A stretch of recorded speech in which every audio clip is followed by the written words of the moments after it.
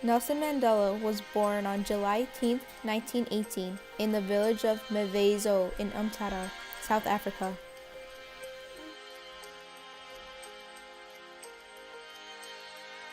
Nelson was born into a royal family, but he was the first in his family to receive a formal education.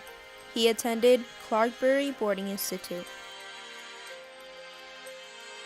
When Nelson came back after getting his education, he found out his parents had made him an arranged marriage. He did not want to marry someone he did not love, so he fled to Johannesburg and studied law and completed his bachelor's degree at the University of Witwatersrand. During his college years, Mandela got involved in the movement against racial discrimination and soon managed to join the African National Congress. Also known as the NAC, it was here that Mandela learned about a new system of racial classification and segregation called apartheid. Apartheid lasted from 1948 to 1994. It was created to keep the economic and political power of the British Empire in the hands of the white. Apartheid was not only in Africa, but it was also in other colonies ruled by the British, like India. The end result of apartheid was the natives' natural rights being stripped and segregation occurred between the natives and the colonial rulers. Nelson Mandela was a very important man. He accomplished many great things in South African society. The large majority of his political career was fighting apartheid.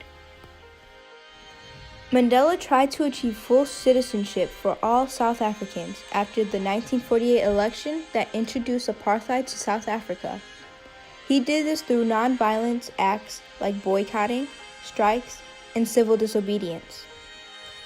In 1952, Mandela took part in the campaign for defiance of unjust laws. He also opened the first black law firm in South Africa, offering low-cost or even free counsel to people affected by apartheid.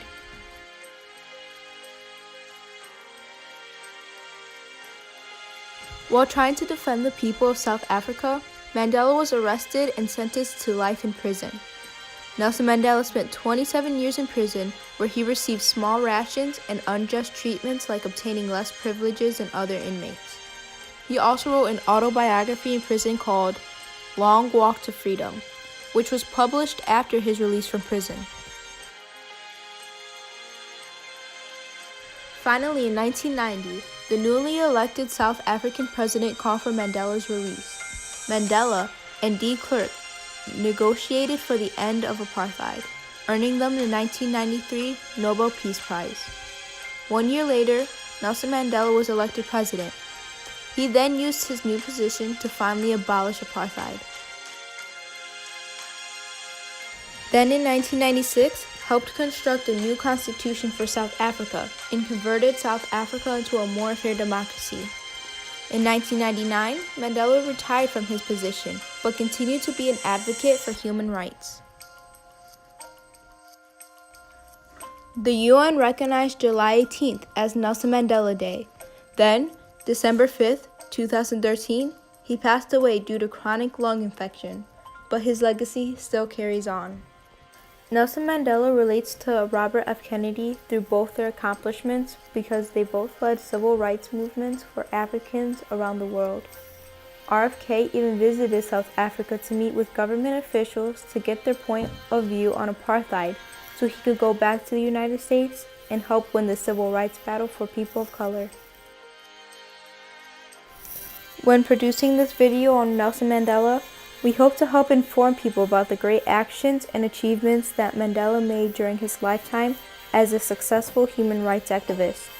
We would like to continue to spread the great work of Nelson Mandela and his life as an advocate for human rights. He said it as his life goal to change the way his people were treated so that they may have better lives. The actions of Mandela and others around the same time, such as Robert F. Kennedy, will never be forgotten. Although apartheid was strictly in British colonies, it represents a larger issue of civil rights that presents across the world. Mandela seemed to recognize this in his later years, as evidenced by his broadened activism. Apartheid was simply one example of the continued racism that plagues our world today, a stubborn remnant of a bygone era that is propagated by closed-minded individuals with misguided worldviews. Huge strides had been made globally towards total equality, but there still remains plenty of work to be done.